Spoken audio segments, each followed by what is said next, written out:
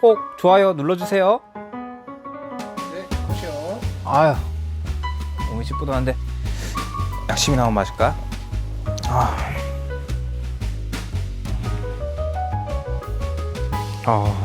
어우 개운해. 3초를 뚫어야 개운해요 진짜. 또 피가 났네. 아토피. 아토피? 안녕하세요, 명쾌 한방 구독자 여러분, 명쾌 한방. 오늘도 건강에 대한 정보를 알려드리려고 왔는데요, 아이들의 건강에 대해서 한번 얘기를 해보려고 해요. 제일 고생하시는 거 뭐 있을까 생각해보니까 아토피 있죠.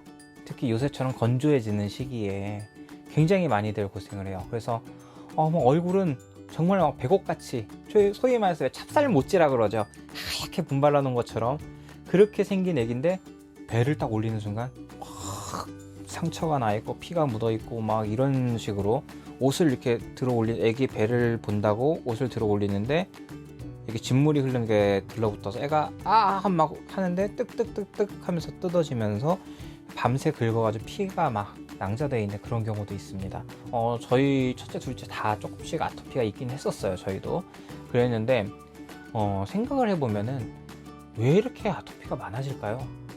여러 가지 원인들이 있지만 기본적으로 너무 잘 먹고 살아서라는 얘기도 있습니다. 그래서 선진국병이라고 보통 얘기를 하기도 하는데, 실제적으로 선진국들일수록 어떤 질병이나 이런 거에 대한 표준화된 그런 이제 백신 접종이라든가 이런 게 있어요. 아기 때 몇 종을 맞추고 뭐 이런 거 있잖아요, 그죠?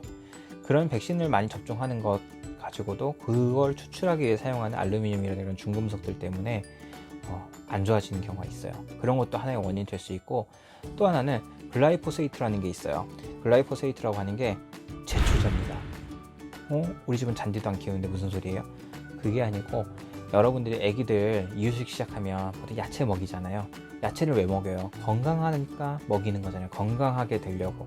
근데 문제는 여러분들이 먹이고 있는 또는 먹고 있는 그 야채들이 요새는 워낙에 대량 생산을 하잖아요. 그러다 보니까 토질 자체가 많이 이제 영양가가 빠진 거예요.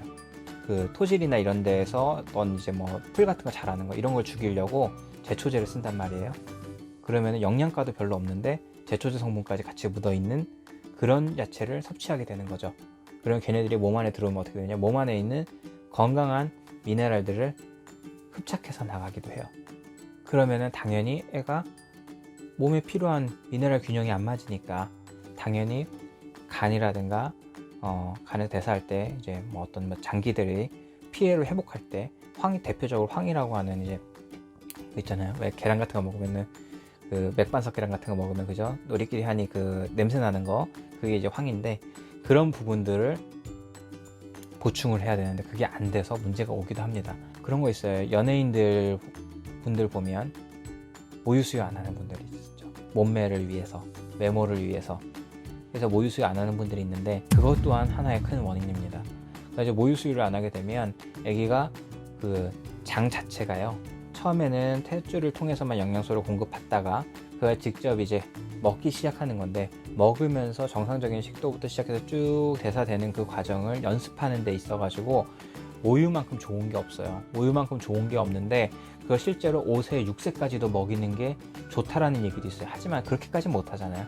그러니까 최소한 20개월 정도까지는 먹이는 게 좋다고 하는 게 일반적인 그 사회적인 뭐 이런 부분들까지 통용되는 그런 이제 인식이라고 보면 되는데, 문제는 뭐 어떤 이유로 뭐 엄마가 뭐 못 먹여서 그런 건강상 모유가 안 나와서 그럴 수도 있겠지만 어떤 미용적인 이유 때문에 안 먹이는 경우도 있어요. 그죠? 근데 그러면 분유를 먹이게 되잖아요. 분유에는 뭐가 들어가요? 합성 물질들이 들어갈 수밖에 없죠. 그걸로 인해 가지고도 아기들의 면역성이 떨어질 수가 있어요. 굉장히 안타까운 거죠. 선진국일수록 어떻습니까? 깔끔하게 하고 지내죠. 그래서 요새 놀이터 같은 데 가면 흙을 만질 수 있나요? 못 만지죠. 전부 다 우레탄으로, 그죠? 안전하게 그네에 떨어져 다치지 않게끔 쫙 고무로 해놨잖아요. 그죠? 그러다 보니까 그런 데서 계속 미세 플라스틱이라든가 이런 거부터 시작해 갖고 애들이 흙을 밟고 지내지 못하기 때문에 거기서 얻을 수 있는 어떻게 보면 균 같은 것들, 그런 거에 몸에 또 적응을 하고 이러면서 점점 몸이 강화가 되는 건데, 그런 거에서부터 싹 차단이 되는 거예요. 워낙 이제 깔끔하게 하죠. 콧물 조금만 흘러도 싹 닦아버리고 코 확 풀어버리고, 조금만 안 좋으면 콧물이 많이 나온다 그럼 어떻게 해요? 병원 가서 항생제 소염제 써가지고 콧물 싹 마르게 해버리죠. 콧물이라는 거는요, 외부 온도와 내부 온도의 기압차나 이런 걸로 인해 가지고 온도차나 이런 부분 때문에 자연적으로 맞추기 위해서 수액 대사가 일어날 때 자연적으로 나타나는 부산물인 경우도 있어요. 안 좋은 물질이 들어왔죠? 그거에 대한 방어를 하기 위해서 나오는 경우도 있어요. 그게 코 점막에 자극이 되면 이거는 몸 안으로 들어갈 게 아니라 내보내야 되니까 콧물 통해서 내보내자 해서 내보내는 경우도 있는데, 그걸 갖다 약으로서 못 나오게 해버리니 그럼 어떻게 되겠어요? 그게 안으로 들어가겠죠. 그런 게 또 하나의 발병 요인이 되기도 합니다. 그러면은 먹는 거라도 잘 먹여야 되는데, 먹는 거 우리 어떤 거 먹여요? 애기들 칭얼거리면 과자 조금 주고 뭐 주고 하죠. 그래서 그 먹는 음식 자체 때문에 애기들의 장이요, 보통 20, 30대 이후 내지는 많게는 40, 50대 이후에 걸리던 자가면역 질환이라는 것 중에서 장누수 증후군이라는 게 있습니다. 근데 그 장누수 증후군이 아기 때도 발생하는 경우들이 요새는 많아지고 있어요.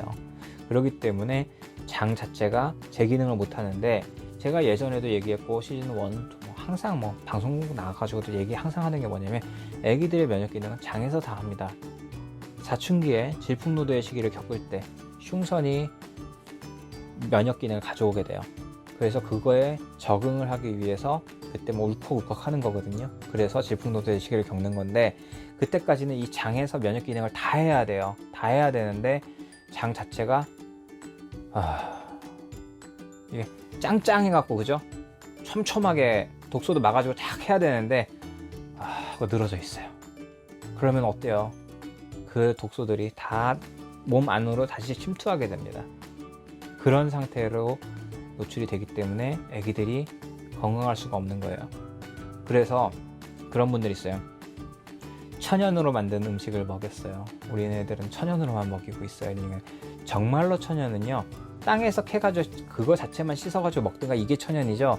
그걸 갖다가 뭐 캡슐화 해가지고 뭐 정제화 해가지고 먹는 거는 정확하게 말하면 천연이 아니에요. 그거는 천연일 수가 없는 거예요. 인위적인 겁니다. 그러면 한약 또한 가공을 한 거죠.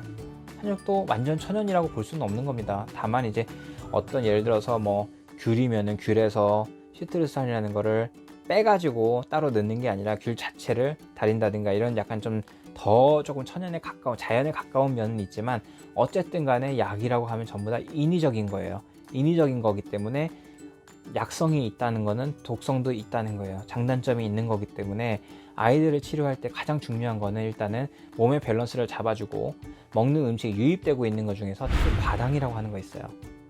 과당이 안 들어오는지. 애기들 건강음료라고 있는 것들 중에서 과당 같은 거 많은 거 굉장히 많거든요. 그러면 과당은 먹으면요, 필수 영양소가 빠진 상태로 들어오는 게 과당이에요. 그러면 몸에서는 이 머리에서 특히 뭐라고 생각할까요? 필수 영양소가 안 들어왔네? 뭘 더 먹어야 돼. 입맛을 땡기게 만듭니다. 이게 의도를 했는지 안 했는지는 알 수는 없지만요, 식품업계에서는 굉장히 좋은 거죠. 그죠? 먹고 왔는데 더 먹고 싶게 만들어. 그죠? 그렇기 때문에 과당을 포기 못 합니다. 포기 못 하는데, 그거를 우리 애한테 할 이유가 없잖아요. 그죠? 우리 애가 그리고 또 그게 한번 중독이 되기 시작하면 어때요?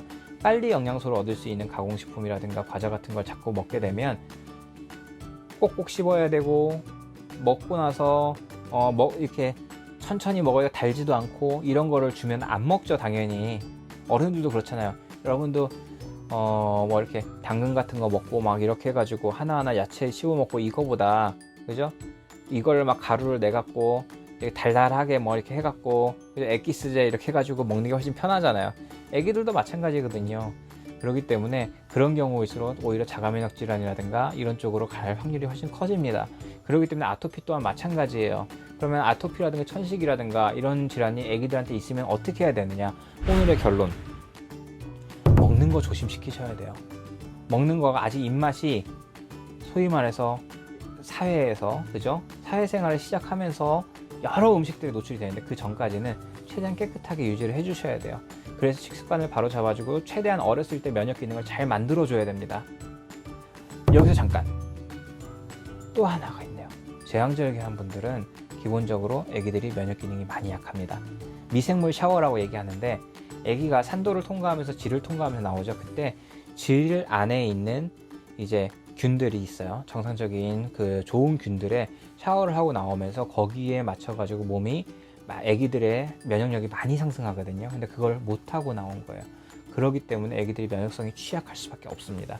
그래서 여러분들 혹시라도 제왕절개를 하셨다고 한다면 더 많이 신경 쓰셔야 돼요. 아셨죠? 오늘도 여러분 도움이 되셨다면 명쾌 한방 구독, 알림 설정 꼭 한 방씩 눌러주시기 바랍니다. 감사합니다.